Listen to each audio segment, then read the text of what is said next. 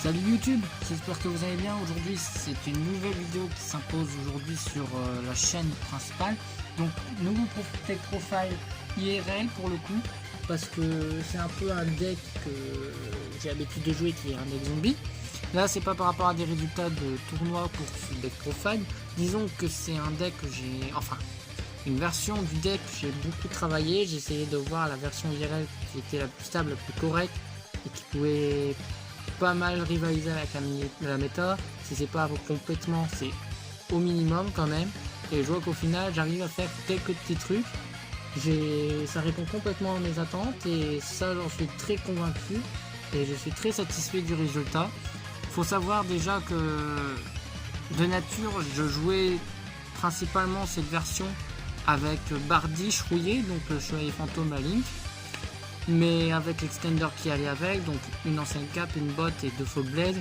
Mais il faut savoir que maintenant je ne joue plus cet extender dans le deck parce que je me suis rendu compte que ça rendait un peu briqué le deck, malgré qu'on avait des darks trop facilement. On sort pas Bardiche tout de suite, donc même si on chope les faux blades, disons que ça ralentit notre jeu, ça ralentit notre tech card, et puis c'était un peu compliqué quoi. Donc j'ai activé le flash parce qu'il fait un peu trop sombre. Donc maintenant on va passer directement au profile. Donc on commence directement avec deux Doom King Balrog. Donc ça c'est le boss monster du deck, donc j'explique même plus les effets parce que à force le nombre de profiles que je fais sur ce deck, voilà quoi. Après deux floraisons lisantes, je n'explique pas, c'est pareil, c'est logique. Deux Banshee Monde Nécro pour sortir le Zombie World. 3 uni-zombies pour le starter, avec 3 solitaires chiens à nuit qui est un très bon starter, 2 Gozuki très bon monstre, 2 Mezuki qui vont avec et ils nous servent très bien, et pour finir 3 fois Zombie World. Donc tout ce qui concerne les zombies, on joue tout ça. Ensuite je joue des dangers, et oui c'est une version zombie danger que je joue, et je joue pas grand chose. Je joue juste 2 Bigfoot, un Thunderbird, un Tsushinoko et une Jackalope. Donc je joue ça en danger parce que déjà dans un premier temps je n'ai pas accès à Nessie, mais même si on n'a pas Nessie, je trouve que c'est très correct, c'est très stable, c'est très jouable. Ça manquait justement de moteur de pioche, alors juste ça on en a largement assez. Parce que Allure des Ténèbres, Invitation des Ténèbres, pardon, je confonds la traduction. Invitation des Ténèbres, disons que si on doit bannir Balandra, fait chier. Peau des Désirs, on a énormément de slots qu'on veut pas que ça soit ban, donc jamais de la vie quoi. Peau d'Extravagance, j'aurais bien aimé mais je peux pas vraiment investir dans un PS7, mais sinon en vrai c'est vrai que Peau d'Extravagance c'est une très bonne option. Peau d'Avarice, on n'envoie pas assez de cartes au cimetière parce que nous on va bannir nos cartes dans nos cimetières, donc généralement c'est pas top. Donc le recyclage c'est pas pour nous.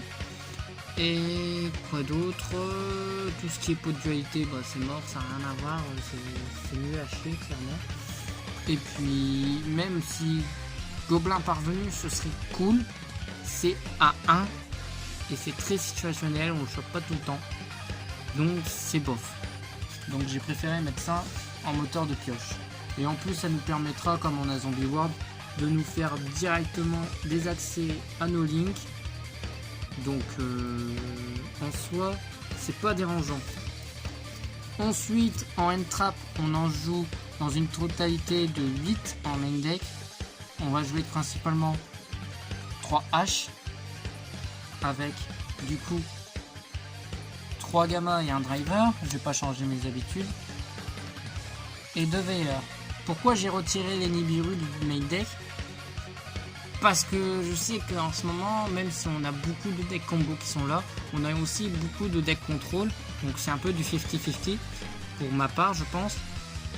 Disons que je préfère principalement ce ratio là et je m'en sors plutôt bien, tandis que des fois Nibiru c'est un peu une brique, et en plus ça permet plus facilement d'alléger mes mains, et franchement voilà quoi, j'ai pas envie de finir une game complète avec des Nibiru en main deck qui au final n'ont pas de deck, même si je sais que je peux les sider à la deuxième. Dans les dernières cartes du deck, donc on va jouer 4 magies et 3 pièges pour le restant.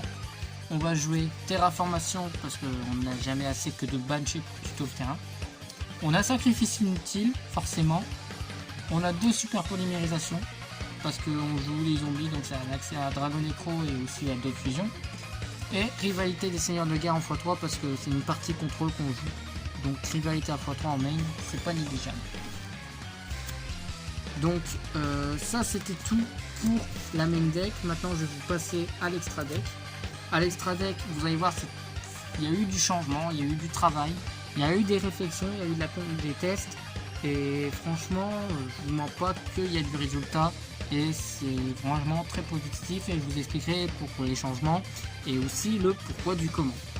Déjà, on va passer à 2 vampires Sucker et un sauveur vent des terreurs pour un profond âme Dragon Necro. Ce ratio là principalement n'a pas changé. Ensuite on joue un Starving Venom et Dragostapelia Prédaplante. Starving Venom est resté une nouveauté pour Dragostapelia parce que je me suis dit pour gérer Dragoon c'est pas mal.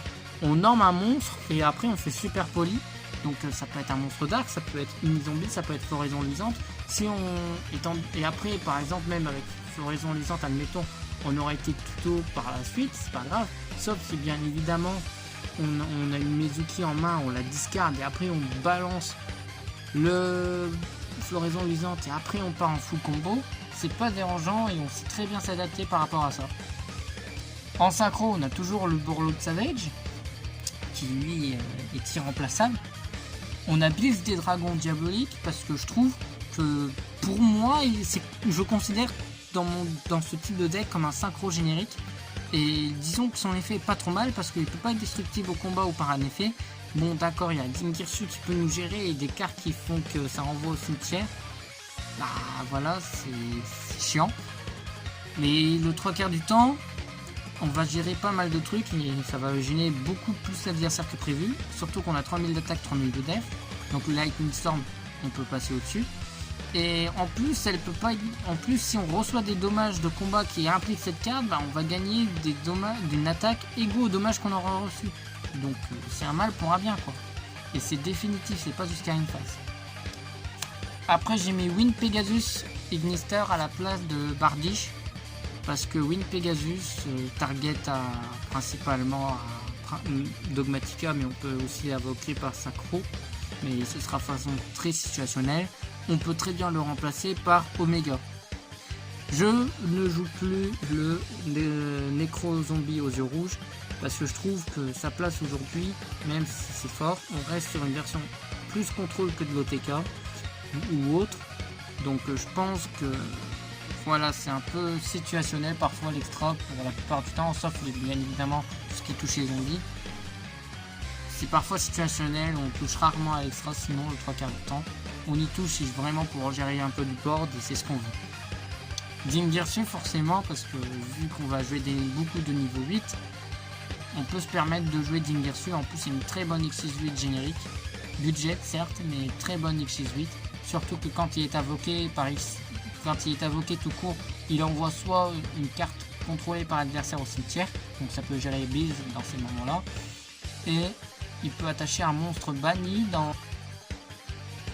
Désolé, j'ai eu une coupure parce que j'ai eu un petit coup de fil entre deux un peu important et voilà. J'ai dû être interrompu, mais c'est pas grave, c'est pas gênant. Disons que du coup, je disais que Dingirsu c'était un très bon monstre X68 générique. On peut très bien le remplacer par numéro 38 ou bien une zombie Einstein par exemple, ou Sanafon comme on le souhaite. Mais je préférence à Dingirsu parce que ça protège de la destruction. Ensuite on a Avramax, très bonne Link 4, certes situationnelle, mais c'est une très bonne Link 4 et ça fait le taf d'un Boreal Sword. On joue bombe topologique, pourquoi? Parce qu'en stand-by on va spé Ballard Rock. Et si on veut principalement gérer les boards adverses qui peuvent être destructibles par les effets de cartes, on fait chaîne 1 bombe topologique, chaîne 2 Ballard Rock, même si notre Ballard Rock sera sûrement pété peut-être, mais on va avec Ballard Rock bannir une carte. Et en plus ça fait du burn quand on fait des dommages battle à l'adversaire, c'est toujours ça de prix. Après on joue Nightmare Licorne forcément, avec Phoenix, forcément pour les macros, et Linkuriboh parce qu'on joue du niveau 1 et parfois il se peut que si on a Zombie World et Bloom dans notre main, donc floraison luisante, on fait Zombie World, ensuite on norme floraison luisante, Link 1, Linkuriboh, effet de Bloom, on se fait Balordrock et avec lui et Linkuriboh, on fait une Link 2 et à ce moment-là, on fait Vampire Aspirante. Voilà. Donc maintenant, je vous ai présenté l'extra deck. On va passer maintenant au main deck. Enfin, pas au main deck, mais pardon, excusez-moi. Je suis un peu dans le coltard là ce soir, mais c'est pas grave. Ça m'arrive parfois. Donc on va passer maintenant aux parties side deck. Donc le side deck qui vraiment peut s'adapter à la méta. Je vais vous expliquer également mes choix. Donc on va passer à 2 Calciel, principalement pour gérer tout ce qui est Dragoon. Et même Mister pour la synchro 9 Datascape qui fait Macrocosmos en continu par exemple. Ça peut faire pas mal de trucs. Nibiru pour tous les decks combo. Ça fait le taf aussi. Droll pour tout ce qui est Dragon Link, parce que déjà Dragon Link dans un premier temps par exemple ça va faire beaucoup de tutos, donc ça, tu fais Droll, bah, ça fait mal. Même pour les decks qui font beaucoup de tutos, bah, généralement ils ont du mal, sauf s'ils arrivent à repartir avec ce qu'ils ont en main. De Lancea parce que ça empêche Datascape et Edlich de faire leurs effets de bannissement. Et Corbeau DD justement pour les embêter davantage, pourquoi pas.